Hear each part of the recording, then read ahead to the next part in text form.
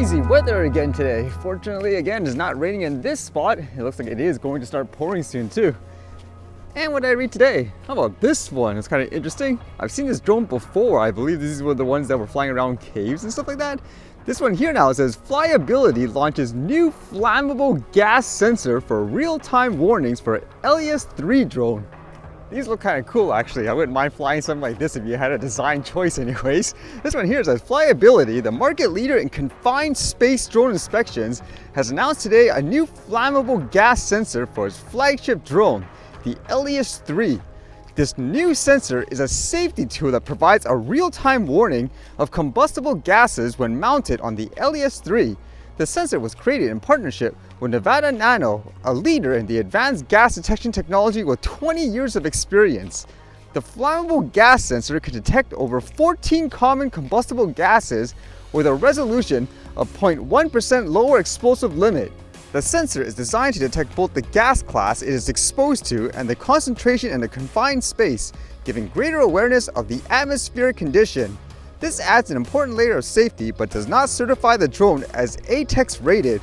Flyability has designed this sensor to be a safety marker, allowing pilots to determine if there is a dangerous gas present and react accordingly. This sensor thus complements existing safety measures related to flammable gases. The live in-flight reading gives the pilot critical data for making an informed decision. I guess that's good anyways in terms of having more features for drones like this, especially for the type of work you would require something like this for anyways. There are more companies actually focusing on industrial applications and military use for drones because it's more profitable, and I guess this one kind of emphasizes that point here. This one here says Zenatech enters the drone sensor and components market, establishing a new Taiwan subsidiary to win more US defense contracts for its AI drones. As it says here, Zenatech Inc., a technology company specializing in AI drone solutions and enterprise SaaS solutions, today announced it would establish a new company in Taiwan to manufacture drone sensors and components for use in the drone products produced by subsidiary Zenadrone. The new company, named Spider Vision Sensors Ltd, will ensure Zenadrone's products are compliant with the U.S. National Defense Authorization Act, an important requirement for the company to win more business with the U.S. military. Spider Vision Sensors Ltd will manufacture drone sensors, electronics, and components such as LiDAR, thermal, infrared, multispectral, and hypersensor cameras, and PBCs. Taiwan actually does a lot of the computer chip productions, for example, too, and it says Taiwan was selected due to its size and skills as an electronic hub and the availability of low-cost alternative components versus those from China. The new company is currently at the prototype stage, and the manufacturing facility is expected to be open in November. It kind of makes me think too, because I was reading all this news how in the US when they finish the election there might be all these new rules, for example, where they will specifically try to promote manufacturing in the country only. So if this actually happens, let's just say they bring it to Taiwan and like they say here, it should be an advantage to get military contracts. Will they get hit by a lot of, for example, tariffs and stuff like that to the point where, okay, we better just manufacture it like in the US instead, if that's their goal anyways, to target US military contracts and so forth. And in terms of elections, actually here we finally found out which party won. It's a party here called the NDP. And as you know, there was so much controversy here just with things like mail-in ballot delays as well. The first time I've ever seen it, people could actually phone in to vote. So apparently they flipped a seat from the other party, the Conservatives, and now this NDP party has the majority. And as expected, I wasn't surprised. A lot of people were saying there's something fraudulent about this. Although the funny thing about this though is the biggest news in regards to this election stuff was apparently there was talks about foreign interference and so forth. And the thing with this is apparently there's audio recording, although it is a little weird because it sounded like someone was writing a book. So I was questioning this at first, saying, okay, is this a publicity stunt to sell books, for example? But this one says, EBI advisor Ding Guo named by journalists during presser on foreign interference in Canada. One of the names dropped at a press conference on foreign interference in Canada was Ding Guo, an advisor to British Columbia Premier David Eby. He was mentioned by investigative journalist Sam Cooper, whose new book, Willful Blindness, dives into allegations of Chinese Communist Party involvement in Canadian politics. Firstly, my book recounts reporting on a 2020 tape recording provided to me, where Senator Yuen Pao Wu is heard in a 47-minute private briefing with the Canada Committee 100 Society. This group included Conservative Senator Victor O as an advisory member, along with an individual officially listed in a Chinese United Front Overseas Leaders Group. The Canada Committee 100 Society is led in Vancouver by Ding Guo, a journalist who is also an advisor to British Columbia Premier David Eby.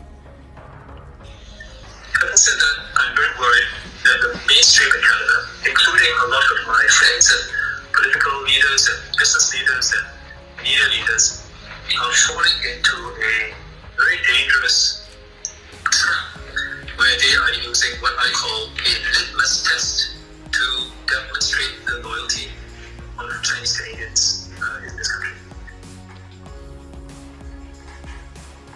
We can identify, for example, your views on Hong Kong, your views on Tibet, your views on leaders, your views on South China Sea, whether you belong to an organization that is officially part of the United Front. Many organizations are listed as part of the United Front list of organizations. So apparently this is supposed to enable people to better scrutinize, I guess, if there's, quote, foreign interference of sort, whereas these guys apparently were advocating that this is, for example, discriminating and so forth, and why they shouldn't have it, and I guess that's the controversy. And it says, Wu replied by suggesting that one's belonging in such an organization should not be a litmus test, adding, "I'm fighting very hard against that type of litmus test." Cooper noted that Guo has said there is nothing inappropriate with Canada Committee 100 Society activities, but that in the process of writing his book, a source told him that O, who was an advisor to the society, was a significant target in CSIS investigation into a federal election. But yeah, either way, I wouldn't be surprised if people bring this up because of the election of what happened here just recent times, saying, oh, there was some kind of foreign influence, it's all manipulated, etc., etc. But who knows, huh? But either way, like I said before, I wouldn't be surprised if this sticks in terms of the controversy just based on what happened, because there's stuff that even I've never seen before personally.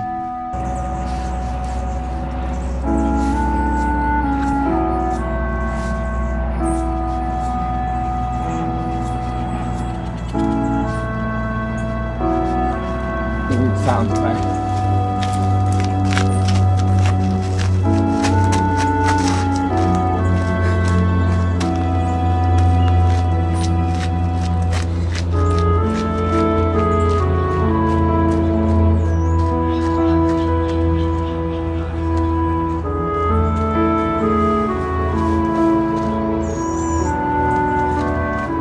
How random is that?